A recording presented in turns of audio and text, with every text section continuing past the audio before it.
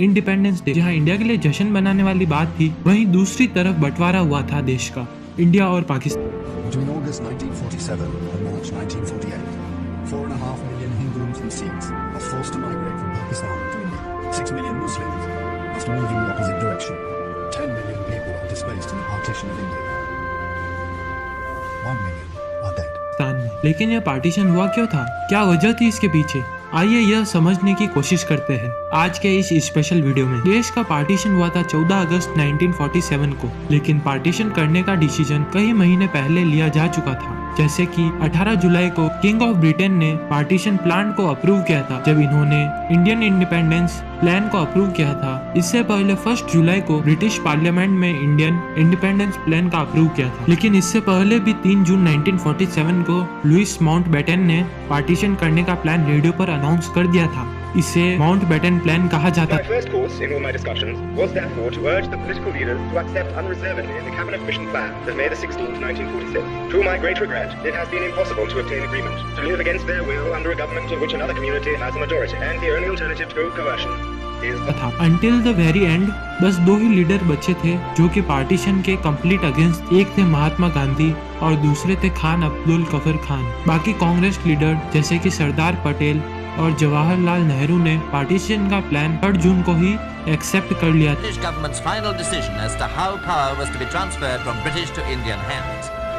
With reservations, of course, the plan has had a good reception from Nehru for the Hindus, from Jinnah for the Muslims, and from Sardar Baldev Singh for the Sikhs. कोई ऐसा नहीं जो भारत का बंटवारा चाहता हो। मेरा दिल भी बहुत भारी है, लेकिन चॉइस क्या है? एक बंटवारा या बहुत सारे बंटवारे? We must face facts. भावनाओं में नहीं बहस। सरदार पटेल जी सिचुएशन की बात कर रहे थे। वह सिचुएशन एक्चुअल में पहले से ही कई साल पहले बनने लगी थी।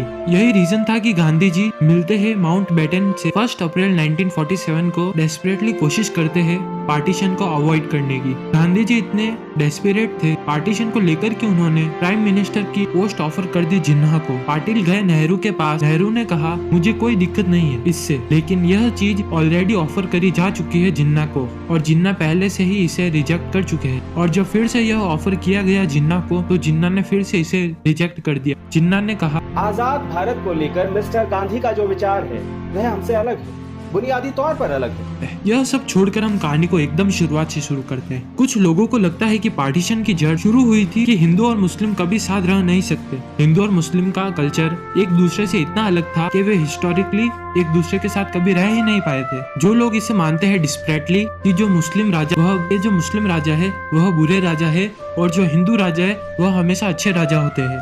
और जितने भी लड़ाई हुई थी पहले वह सब रिलीजन के बेसिस पर हुई थी, लेकिन यह सब सच नहीं था दोस्तों। यह तो सही है कि कुछ मुस्लिम रूलर है जो कि बहुत ही क्रूअल राजा थे, जैसे कि मोहम्मद गजनी, मोहम्मद गौरी और खिलजी। लेकिन वह सब बात भी सही है कि पहले जो लड़ाई होती थी वह सब धर्म के बेसिस पर नहीं होती थी, बल्कि ग्रिड और पावर के बेसिस पर होती थी। सत्ता की लालच को लेकर ही सब राजा महाराजा यह एक दूसरे से लड़ाई करते थे।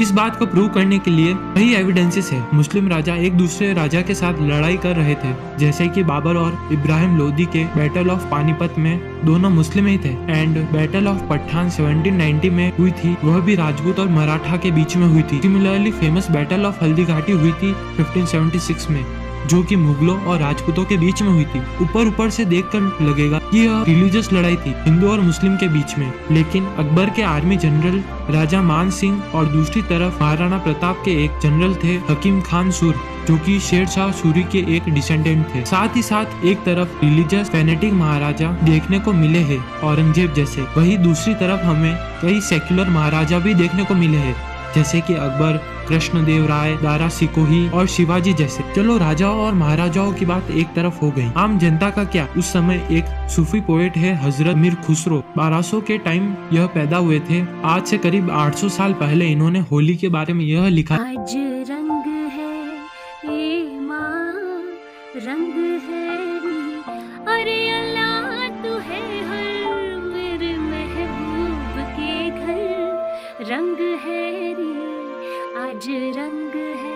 था। आज के समय अगर कोई पोएट ऐसा लिखने की हिम्मत कर दे तो कुछ लोग के सेंटीमेंट बहुत जल्दी हर्ट हो जाएगी। और दूसरी तरफ बात करें तो 1400s में संत कबीर जैसे लोग हैं जो कि एक्सट्रीमिस्ट हिंदू और एक्सट्रीमिस्ट मुस्लिम दोनों के अगेंस्ट कोई थे। जपे रहीम रहीम, कोई जपे राम, दास कबीर है प्रेम पुजारी, दोनों को परना। और गुरु नानक हमेशा सस्टेन करते थे सारे धर्म को यूनिटी को लेकर। अकबर और जहांगीर के टाइम में मुगलों के कोर्ट में सिर्फ ईद ही नहीं होली भी मनाई जाती थी, जिसे वे ईद गुलाबी कहकर कहते थे। और यहाँ हर कोई होली खेल सकता था। रेड फोर्ट के पीछे एक बड़ा मेला लगता था, दिवाली को यह जश्न चरंगा करके पुकारते थे। अब तुलसीदास के बारे में सोचकर देखिए, इन्होंने रामचरितमानस लिखी थी, हिंदुओं के लिए one of the most major text. उन्होंने यह लेख अकबर के शासन में ही किया था। अकबर ने रामायण और महाभारत को भी पर्शियन में ट्रांसलेट करवाया था। इसी तरह वाजिद अली शाह ने कथक को सीखा था और यह काफी फेमस थे रंग लीला करने को लेकर। ऐसे ढेरों हिंदू मुस्लिम के एग्जाम्पल मिल जाएंगे आपको दोस्तों, लेकिन उनके बारे में आपको बताया नहीं जाएगा क्योंकि हमारे एक स्पेसिफिक सेक्शन ऑफ मीडिया का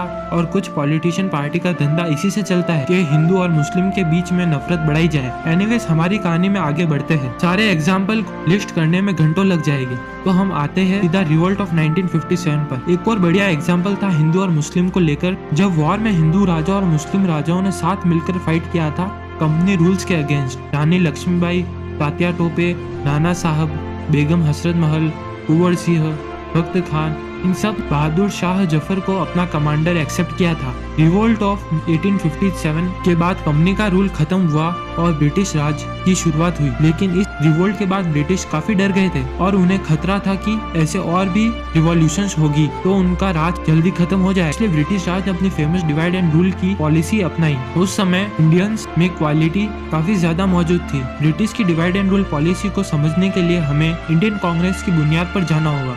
कांग्रेस की स्थापना एलन ऑक्टेवियन हम्मे के द्वारा हुई थी। एक बड़े स्पिरिचुअल जाबाज थे जिन्होंने एक शानदार रिपोर्ट लिखी थी रिवोल्ट ऑफ 1857 को लेकर, क्योंकि ब्रिटिश इंडियंस पर अत्याचार करने लग रहे थे। बाद में इन्होंने अपनी जॉब से रिजाइन भी कर दिया था। इन्होंने अपनी एक फेमस पोयम लिखी ओल्ड मैन्स होप करके, जहाँ पर यह इंडियंस को जागरूक कर रहे थे कि अपने ही एक कंट्री की डिमांड करो, एक इंडिपेंडेंट नेशन की डिमांड करो। इंडियन नेशनल कांग्रेस एक कॉमन ऑर्गेनाइज बनी। इंडिया नेशनलाइज की कांग्रेस ने डिमांड करी और एजुकेटेड इंडियंस को ज्यादा एडवांटेज मिले। सरकार में उस समय के वाइसरॉय रहे थे डेफरिन। उन्होंने अपना अप्रूवल दिया कांग्रेस के पहले सेशन के लिए। शुरुआत में इन्हें कांग्रेस से कोई दिक्कत नहीं हुई, लेकिन बाद में इन्हें रियलाइज हुआ कि कांग्रेस जैसी एक्टिविटी कर रही है उससे ब्रिटिश राज को खतरा पहुंचा है, तो इससे उनको डर लगने लगा। इन्होंने कांग्रेस को जाकर बोला कि अपनी meeting non political social reform पर रखो, लेकिन कांग्रेस नहीं मानी। तो वाइसरॉय ने कांग्रेस के इन्फ्लुएंस को कम करने के लिए कई और तकनीकी अपनाई, जैसे कि वह अमीर लोगों के पास गए और उन्हें कहा कि अपना पेटेंट INC से रिफंड कर लो। इन्होंने एक रूल बनाया कि कोई भी सरकारी आदमी कांग्रेस की मीटिंग को पार्टिसिपेट नहीं कर सकता। और इसके बाद उन्होंने अपने कुछ लॉयल और ब्रिटिश ऑफिसर्स की मदद लेने की सोची। इनमें से एक इंसान थे एजुकेशनलिस्ट सैयद अहमद खान और दूसरे थे लिंग्विस्ट शिव प्रसाद। इन दोनों को कहा गया कि देश में एक एंटी कांग्रेस मूवमेंट की शुरुआत करो 1887 के अराउंड। 1887 के अराउंड कांग्रेस ने अपनी स्पीचेस देना शुरू करी। उस समय कांग्रेस की डिमांड थी कि ICS एग्जाम इंडिया में कराया जाए और जब बजट बनाती है ब्रिटिश सरकार उसमें इंडियंस का भी स्टेक हो। सैयद अहमद खान ने इन डिमांड्स को कम्प्लीटली अपोज किया और लोगों को कहा कि कांग्रेस से दूर रहे। कोई बड़ी चीज नहीं है, लेकिन बड़ी चीज यह है कि इन्होंने टू नेशन थ्योरी की शुरुआत यहाँ से शुरू करी। इन्होंने लोगों को कहा कि मुस्लिम खतरे में है, अगर ब्रिटिश चले जाए तो यहाँ हिंदू आकर कब्जा कर लेगी और उन पर जुल्म उठाएगी। इसलिए उन्होंने लोगों से कहा कि ब्रिटिश को ही रूल करने दे, और लोगों ने भी ऐसा ही किया, ब्रिटिश को ही रूल करने दिया। इनके भड़काऊ भाषण और एंटी कांग्रेस मूवमेंट का रिजल्ट यह आया कि by the end of the moment लोगों को ऐसा लगने लगा कि मुस्लिम इंडिया में खतरे में है। एक मुस्लिम ग्रुप था जो कि टू नेशन थ्योरी को काफी बिलीव रखते थे, इसलिए एक ऑल इंडिया मुस्लिम लीग की शुरुआत हुई। बट ब्रिटिश उस टाइम पर डिवाइड एंड रूल को बनाना चाहती थी, इसलिए ब्रिटिश ने भी इसे सपोर्ट किया और ऑल इंडिया मुस्लिम लीग ने डिमांड करी कि मुस्लिम के लिए अलग देश होना चाहिए वाइसरॉय मिंटो से।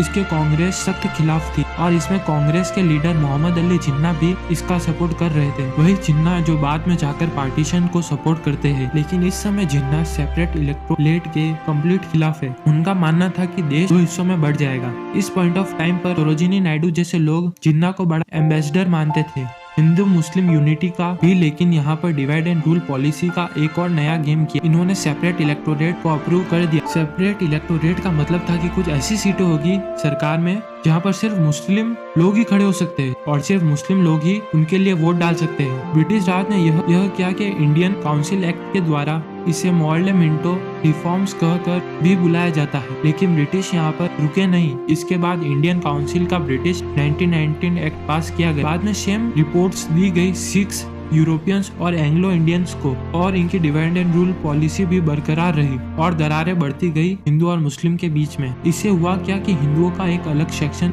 अकेला महसूस करने लगा, इसलिए उन्होंने मिलकर अखिल भारतीय हिंदू महासभा की शुरुआत हुई। इसे फाउंड किया गया था मदन मोहन मालवीय के द्वारा। इसके बाद 1925 में केशव बलिराम नाम के इंसान द्वारा एक और नए ग्रुप की शुरुआत हुई जिसका नाम था राष्ट्रीय स्वयं सेवक संघ, जिसे हम RSS के नाम से जानते हैं। जहाँ एक तरफ हिंदुओं को लगने लगा कि हिंदू खतरे में है, वहीं दूसरी तरफ मुस्लिम को भी लगने लगा कि मुस्लिम खतरे में है। इसकी एक और वजह थी कि जो हिस्ट्री ब्रिटिश पढ़ाते थे वह एक डिस्टॉर्टेड वर्जन था हिस्ट्री का, जहाँ लोगों को बताया जाता था कि कैसे हिंदू लोग मुस्लिम महाराजाओं को रेजिस्टेंट कर रहे हैं। हिंदुओं में डर था कि मुस्लिम टेक ओवर कर देंगे पूरे देश को, और मुस्लिमों भी डर था कि हिंदू टेक ओवर कर देंगे पूरे देश को। यही एक रीजन था दोस्तों कि एकदम अगले कुछ सालों में जाकर राइट्स में बदल गए। 1920 में रिलीजियस राइट्स देखने को मिले हिंदू और मुस्लिम के बीच में। यह राइट्स पहले इतने फेमस नहीं थे, लेकिन 1920 के बाद से यह राइट उभर कर सामने आया। लेकिन अब यहाँ सावरकर का कब और क्या रोल आया, और जिन्ना बाद में जाकर क्यों यूटर्न ले लेते हैं जिससे फाइनली पार्टीशन होता है, इस सब टॉपिक के बारे में बात करेंगे अपने सेकंड पार्ट में, जो कि 1920 से